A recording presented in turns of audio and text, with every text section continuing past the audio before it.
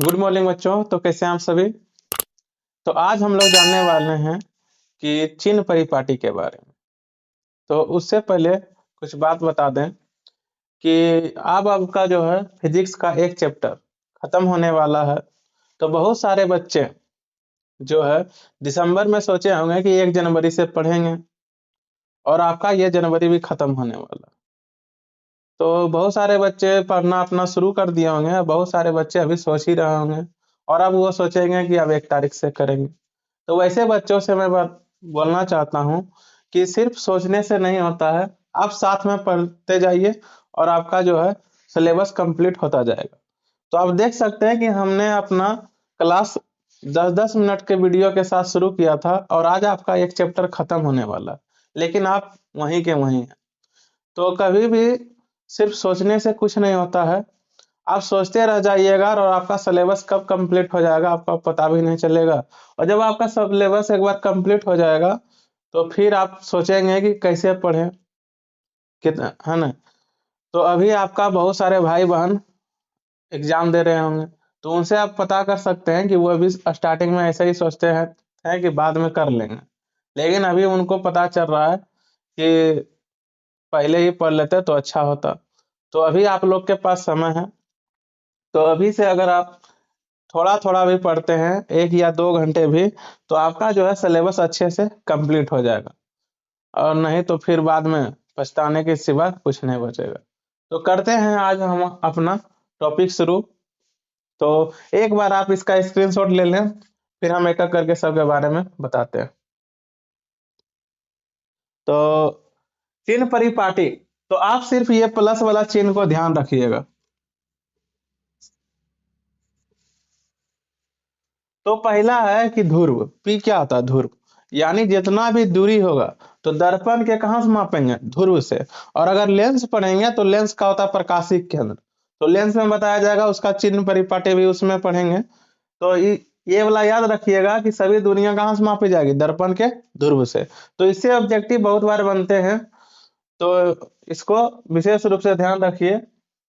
अब देख सकते हैं कि जो इस साइड चल रहा है, तो परावर्तन में हम लोग पढ़े थे कि जब कोई परावर्तक सतह है, इधर से कोई किरण आता है, इधर लौट जाता है, तो इधर जो किरण जा रहा है तो उसको क्या कहते हैं, आपतित किरण।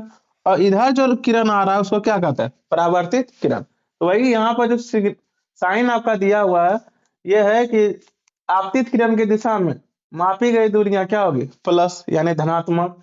और ये जो आपका क्या है, विपरीत, यानी आपतित किरण के विपरीत दिशा में मापी गई दूरियां क्या हो जाएगी, ऋणात्मक। तो यहाँ तक आप समझ गए होंगे कि आपतित किरण में अगर कोई चीज का दूरी मापेंगे तो क्या होगा, धनात्मक, और आपतित किरण के विपरीत दिशा में मापी गई दूरियां ऋणात्मक होती है। या कहे कि परावर्तित किरण के दिशा में मापी गई दूरियां क्या होगी, ऋणात्मक। अब यहाँ पर देखे होंगे आप लोग, आलेख जब बनाते होंगे तो नीचे माइनस आता है और ऊपर क्या होता है, प्लस। तो ये आपका हो गया मुख्य अक्ष या प्रधान अक्ष। तो मुख्य अक्ष के ऊपर ऊपर जब जाएंगे तो क्या होगा, पॉजिटिव, और नीचे आएंगे तो नेगेटिव। तो वही है कि मुख्य अक्ष के ऊपर मापी गई सभी दूरियां धनात्मक होती है, और मुख्य अक्ष के नीचे की ओर मापी गई सभी दूरियां ऋणात्मक होती है। तो ये तो आपका हो गया कि चिन्ह परिपाटी आप लोग समझ गए होंगे। अब पढ़ेंगे कि दर्पण में कौन सा धनात्मक होता है और कौन सा ऋणात्मक।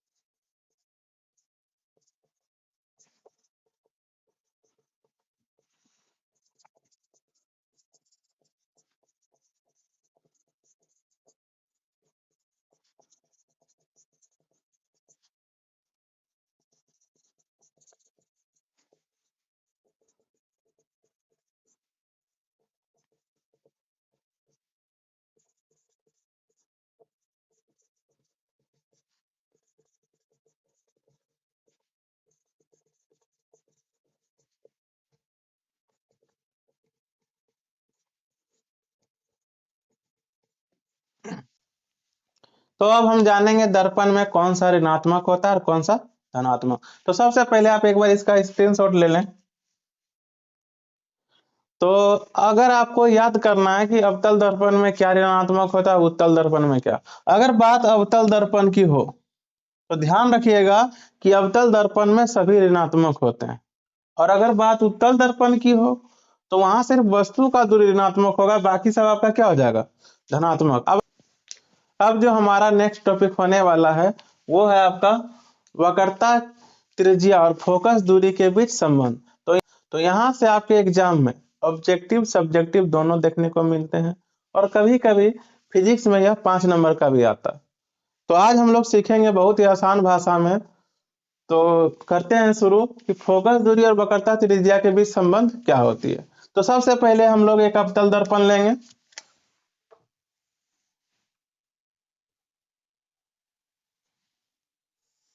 और अवतल दर्पण में हमने कल पढ़ा था कि मुख्य अक्ष के समांतर यदि कोई किरण आती है तो परावर्तन के बाद कहां से होकर जाएगी, फोकस से। तो ये आपका क्या हो गया, एफ। मान लीजिए ये कोई किरण का नाम क्या है, एम, क्योंकि पी आपका यहाँ होता है, एम एन। अब यहाँ पर एक किरण आ रहा है और एक किरण लौट रहा है, तो आने वाली किरण को क्या कहते हैं, आपतित किरण, और लौटने वाली किरण को क्या कहते हैं, परावर्तित किरण। तो यहां तक तो आप जानते होंगे अगर परावर्तन का नियम पढ़े हैं तो ने आगे जो होता है कि इसका जो है यहां से लंब डाला गया। तो यहां तक आप लोग समझ गए हैं कि आपतित किरण परावर्तित किरण, और यहाँ जो कोण बनेगा इसको कहेंगे आपतन कोण, इसको कहेंगे परावर्तन कोण। और आप लोग पढ़े होंगे कि परावर्तन के नियम, तो परावर्तन के 2 नियम थे। पहला था कि आपतन कोण का मान परावर्तन कोण के मान के बराबर होता है। तो आपतन कोण का मान परावर्तन कोण के मान के बराबर है, तो कोण आई बराबर कोण आर होगा, यानी आई और आर आपस में क्या है, बराबर। अगर आप देखें ये दोनों क्या समांतर, अगर 2 रेखा समांतर हो तो उसका जो इस साइड और ये साइड वाला कोण क्या कहलाता है, एकांतर कोण, और एकांतर कोण का मान क्या होता है, बराबर। तो ध्यान दीजिएगा ये कोण और ये कोण देखिए इस तरह है कि ना, एक लाइन गया है और इसके इधर ये है और इसके इधर ये है, सेम उसी तरह ये लाइन गया और उसके उधर ये है और इसके इधर ये। तो कोण आपका सी और एन वाला क्या हो जाएगा, बराबर।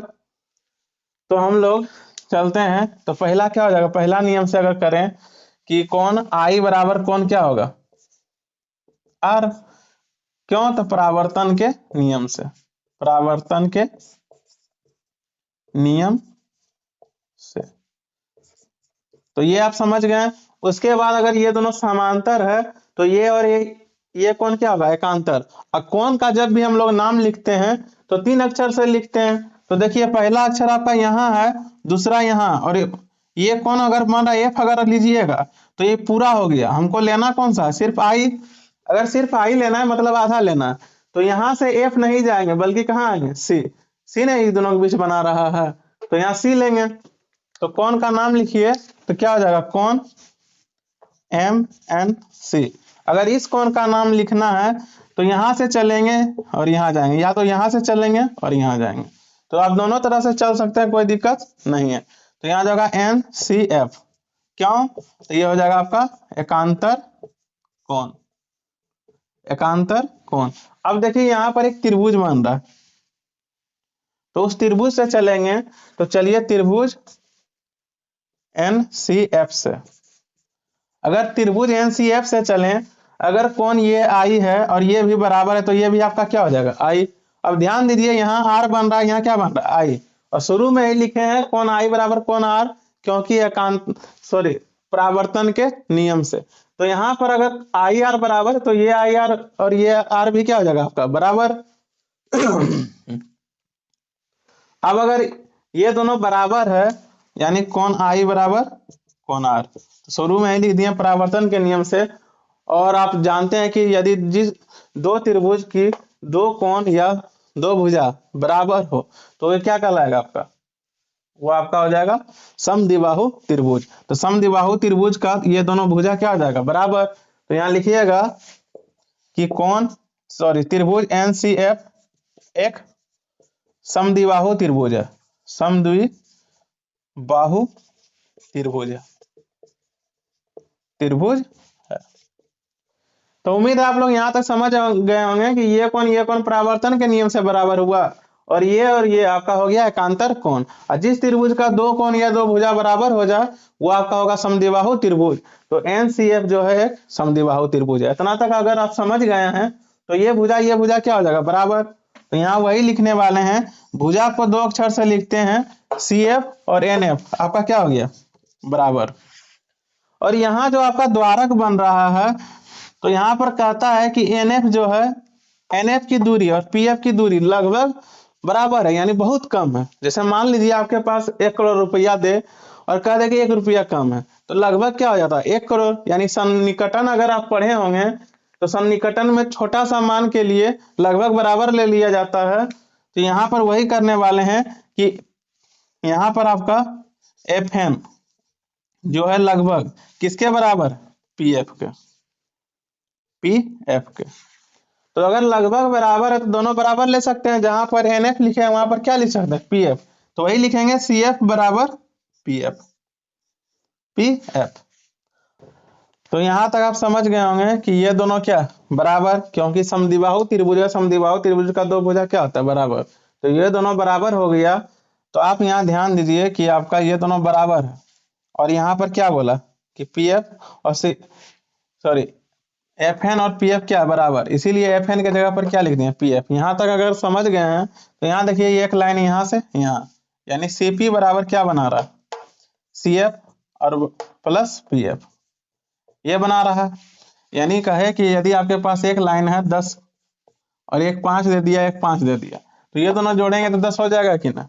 तो वही चीज यहाँ है कि ये लाइन दो भाग में टूटा, दोनों बराबर है, तो दोनों जोड़ दिए तो ये पूरा बन रहा है।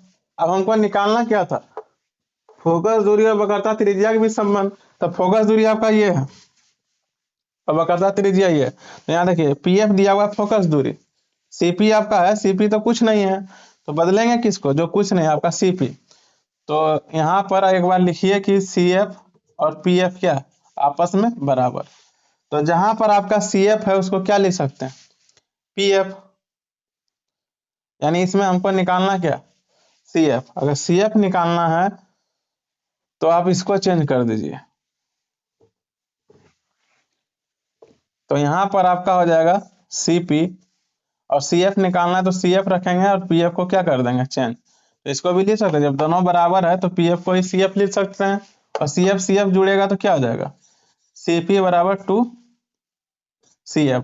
और यहाँ से CF अगर निकालें तो CP बटा 2। यहाँ तक समझे। जैसे यहाँ पर अगर आप चाहो, आप कोई सोचता होगा कि हम इसको PF लिखेंगे, PF अगर आप यहाँ लिख देते हैं तो आपका CF निकलेगा, क्योंकि CF तो कुछ है नहीं, क्योंकि सभी दूरी कहाँ से मापेंगे दर्पण के ध्रुव से। तो यहाँ जो PF लिखा है ये आपका हो गया फोकस, और ये आपका कुछ नहीं है, क्योंकि यहाँ से यहाँ दूरी है और यहाँ से यहाँ दूरी नहीं मापेंगे, तो इसीलिए हम किसको चेंज करेंगे PF को। तो यहाँ तक अगर आप समझ गए हैं तो इसका मान सिर्फ यहाँ रखेंगे। तो CF का मान कितना आया CP बटा 2 बराबर PF। जब यहाँ तक आप समझ गए तो देखिए CP कहाँ है, यहाँ से यहाँ, और इसके बीच की दूरी को क्या कहते हैं वक्रता त्रिज्या, और इसके बीच की दूरी को क्या कहते हैं फोकस दूरी। तो यहाँ पर मान रख दीजिए तो क्या हो गया R/2 बराबर F। तो पहला तो संबंध ये हो गया कि फोकस दूरी वक्रता त्रिज्या की आधी होती है। अगर इसको गुना कर दें तो R बराबर क्या हो जाएगा 2F। तो कभी कभी ऑब्जेक्टिव देता है कि वक्रता त्रिज्या और फोकस दूरी के बीच संबंध है, तो ऑब्जेक्टिव में इस तरह का रहे तो यही दोनों क्या हो जाएगा आपका आंसर। अब इससे क्वेश्चन भी बनता है कि यदि किसी दर्पण की वक्रता त्रिज्या माने R 100 सेंटीमीटर है तो फोकस दूरी बताएं। अगर इस तरह का क्वेश्चन आता है तो ये सूत्र लगाइएगा। तो F बराबर निकालना है तो क्या दिया हुआ वक्रता त्रिज्या 100, यानी 2F बराबर क्या हो जाएगा 100, या डायरेक्ट आप लिख सकते हैं ये वाला फॉर्मूला F बराबर R/2। तो यहाँ F बराबर हो जाएगा 100/2 यानी 50। तो F बराबर कितना हो गया 50 सेंटीमीटर। तो इस तरह ऑब्जेक्टिव में देखने को मिलता है। तो उम्मीद है आप समझ गए होंगे वक्रता त्रिज्या और फोकस दूरी के बीच संबंध कैसे सिद्ध करते हैं। तो मिलते हैं नेक्स्ट वीडियो में।